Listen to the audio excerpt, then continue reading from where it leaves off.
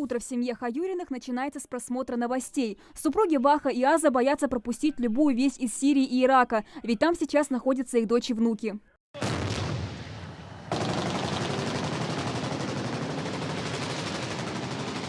В 2009 году 22-летняя дочь Мака вышла замуж за Сайхана Махаури из сельского поселения Нестеровское. Тихая и скромная семья, без намека на экстремистские мысли. Он работал на кирпичном заводе, она занималась хозяйством. Держали коров и коз. В мае 15-го вместе с 3 детьми семья уехала в Турцию. Супруг решил заняться бизнесом. Однако фотографии счастливой семьи из-за границы недолго радовали родителей девушки. Через месяц связь между ними оборвалась. Номера недоступны, никакой информации нет. Через 2 недели Мака все же вышла на связь. Рассказала, что в этот момент вместе с мужем и детьми они на границе у Мосула, в шаге от территории, захваченной ИГИЛ, запрещенной в России террористической организации.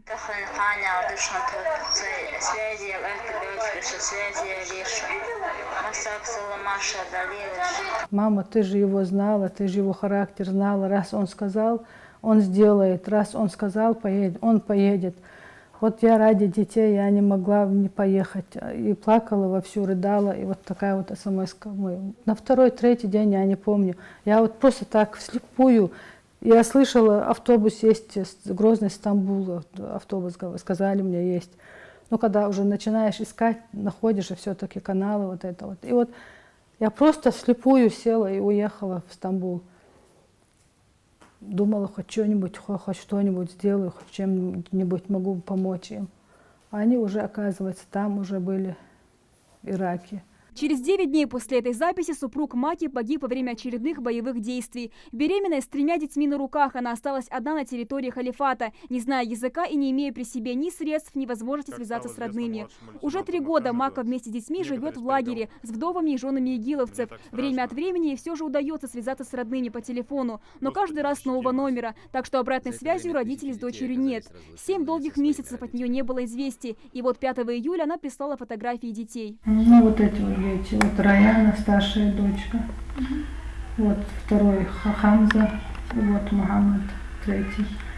А Фатима, она там родила девочку. Вот это тоже она оттуда у меня прислала уже.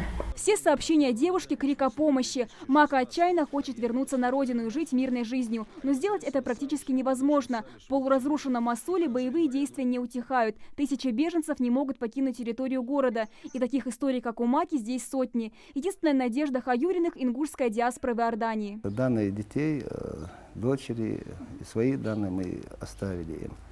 И они тоже обещали помочь. Власти пытаются вернуть на родину из иракского Мосула детей, которых родители вывезли на территорию, запрещенной в России террористической организации ИГИЛ. Инициатором эвакуации детей и посредником в переговорах между представителями разных стран и международными общественными организациями стал иорданский политик Самих Бено. Хаюрины обратились к нему за помощью. Сегодня буквально мы созваниваемся с этим человеком. Он говорит, на этой неделе что-то должно проясниться, что они по-моему, работают совместно, и там и Красный Крест, и Красный Полумесяц, вот с этим организацией, они, насколько нам стало известно, они работают, вот эти организации работают и в самом Ираке. Я так понял, что они в контакте с этими организациями и ищут они, по крайней мере. Главная причина, по которой семья согласилась на съемки — возможность попросить помощи. И, конечно же, предостеречь других родителей, ведь никто не застрахован от такой беды. Кто может, чтобы помогли все, я не знаю. Жалко всех родителей, потому что дети, они есть дети для родителей. Всегда вот они, как бы ни было, что бы ни было, вот дети есть дети. Большие, они маленькие. Также хотелось бы, чтобы и общественные организации, чтобы наши тоже более активно подключились бы к этой проблеме. Все-таки это проблема, а не наши граждане.